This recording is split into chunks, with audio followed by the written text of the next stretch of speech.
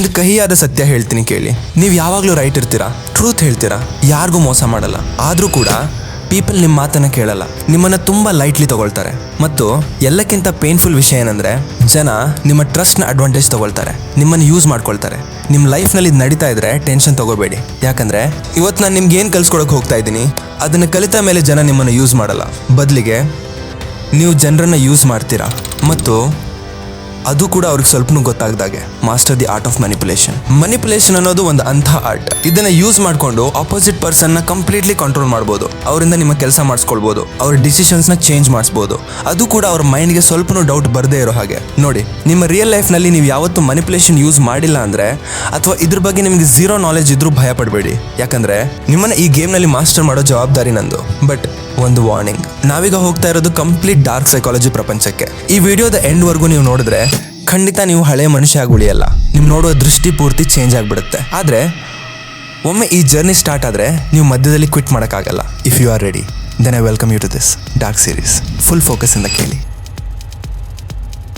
ಯಾವುದೇ ಮ್ಯಾನಿಪುಲೇಷನ್ ಆಗಿರಲಿ, ಅದು ಒಂದು ಸಿಂಪಲ್ ಪ್ರಾಸೆಸ್ ಮೇಲೆ ಕೆಲಸ ಮಾಡುತ್ತೆ. ಆ process observation, trigger, direction, outcome. ಇದ್ರ ಅರ್ಥ ಏನು? ನಿಮ್ಮ ಅಬ್ಸರ್ವೇಷನ್ ವೀಕ್ ಆಗಿದ್ರೆ ನೀವು ಯೂಸ್ ಮಾಡೋ ಟ್ರಿಗರ್ ತಪ್ಪಾಗುತ್ತೆ. ಟ್ರಿಗರ್ ತಪ್ಪಾದ್ರೆ ಔಟ್ಕಮ್ ನಿಮ್ಮ ಕಂಟ್ರೋಲ್ನಲ್ಲಿರಲ್ಲ.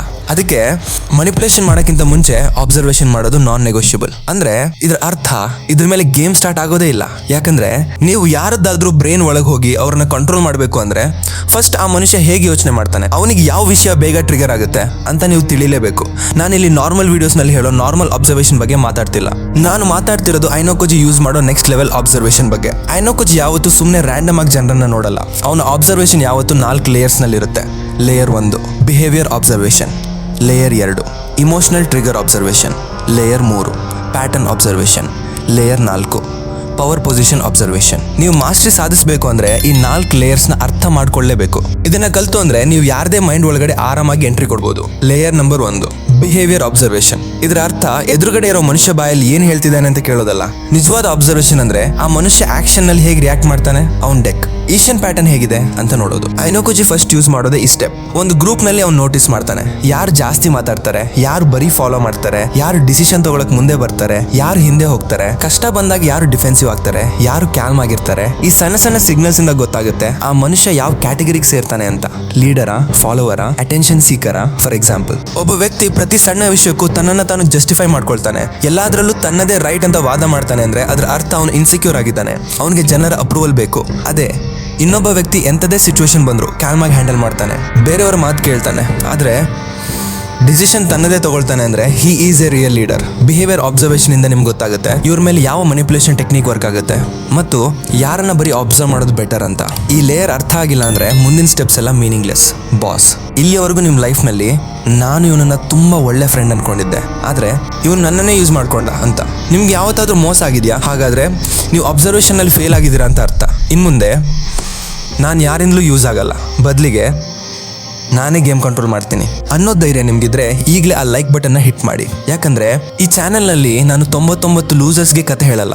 ನಾನು ಆ ಒಂದು ಮಾಸ್ಟರ್ ಮೈಂಡ್ಸ್ನ ಒಂದು ಎಲಿಟ್ ಕಮ್ಯುನಿಟಿ ಬಿಲ್ಡ್ ಮಾಡ್ತಿದ್ದೀನಿ. ನೀವು ಆ ಕಮ್ಯುನಿಟಿಗೆ ಸೇರಬೇಕು ಅಂದ್ರೆ ಈಗಲೇ ಸಬ್ಸ್ಕ್ರೈಬ್ ಮಾಡಿ. Let's move to the most dangerous layer.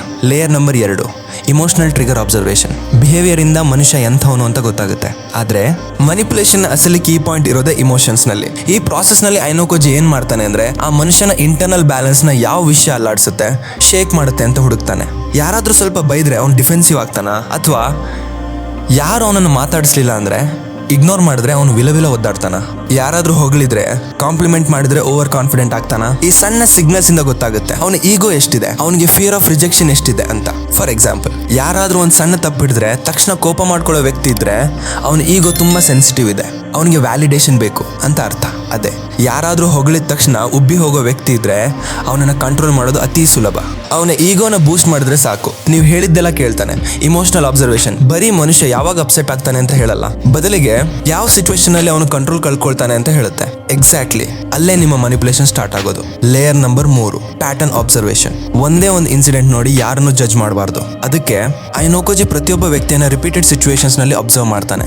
ಇದೇ ಲೇಯರ್ 3ಯ ಕೋರ್. ಇಲ್ಲಿ ನೀವು ನೋಡ್ಬೇಕಾಗಿರೋದು ಆ ವ್ಯಕ್ತಿ ಸ್ಟ್ರೆಸ್ ಅಥವಾ ಪ್ರೆಷರ್ ನಲ್ಲಿ ಇದ್ದಾಗ ಪ್ರತಿ ಬಾರಿಯೂ ಒಂದೇ ತರಹ ಡಿಸಿಷನ್ ತಗೊಳ್ತಾನ, ಅವಕಾಶ ಸಿಕ್ಕಾಗ ರಿಸ್ಕ್ ತಗೊಳ್ತಾನ, ಅಥವಾ ಸೇಫ್ ಆಗಿ ಆಡ್ತಾನ, ಜಗಳ ಬಂದಾಗ ಕಾನ್ಫ್ಲಿಕ್ಟ್ ಆದಾಗ ಎದುರಿಸಿ ನಿಲ್ತಾನ, ಅಥವಾ ಎಸ್ಕೇಪ್ ಆಗ್ತಾನ. ಇದರಿಂದ ಆ ಮನುಷ್ಯ ಪ್ರಿಡಿಕ್ಟಬಲ್ ಅಥವಾ ಇಂಪಲ್ಸಿವ್ ದಿಢೀರ್ ಅಂತ ಯೋಚನೆ ಮಾಡದೆ ಆಕ್ಷನ್ ತಗೊಳ್ಳೋಣ ಅಂತ ಗೊತ್ತಾಗುತ್ತೆ. ಫಾರ್ ಎಕ್ಸಾಂಪಲ್, ಒಬ್ಬ ಯಾವಾಗಲೂ ರಿಸ್ಕ್ ತಗೊಳ್ಳಲ್ಲ, ಬರೀ ಸೇಫ್ ಗೇಮ್ ಆಡ್ತಾನೆ ಅಂದರೆ ಅವನನ್ನು ಮನಿಪುಲೇಟ್ ಮಾಡೋಕ್ಕೆ long term trust building strategy ಬೇಕು. ಅದೇ ಒಬ್ಬ ಪ್ರೆಷರ್ನಲ್ಲಿ ದಿಢೀರ್ ಅಂತ ರಿಯಾಕ್ಟ್ ಮಾಡ್ತಾನೆ ಅಂದರೆ ಅವನನ್ನು ಇನ್ಸ್ಟೆಂಟಾಗಿ ಕಂಟ್ರೋಲ್ ಮಾಡ್ಬೋದು.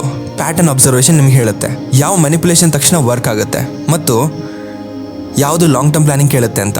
ಪ್ಯಾಟರ್ನ್ ಗೊತ್ತಿಲ್ಲದೆ ನೀವು ಬರೀ ಗೆಸ್ ವರ್ಕ್ ಮಾಡಿದ್ರೆ ನೀವು ಅವ್ರ ಮುಂದೆ ಎಕ್ಸ್ಪೋಸ್ ಆಗೋ ಥ್ರೆಟ್ ತುಂಬಾನೇ ಇರುತ್ತೆ. Layer number 4, power position observation. ಇದೆ ಎಲ್ಲಕ್ಕಿಂತ ಡೇಂಜರಸ್ ಮತ್ತು ಸಟಲ್ ಲೇಯರ್. ಬಿಹೇವಿಯರ್ ಮತ್ತು ಇಮೋಷನ್ ಅರ್ಥ ಮಾಡ್ಕೊಳ್ಳೋದು ಮುಖ್ಯ, ಆದರೆ ರಿಯಲ್ ಕಂಟ್ರೋಲ್ ಬರೋದೇ ಇಲ್ಲಿಂದ.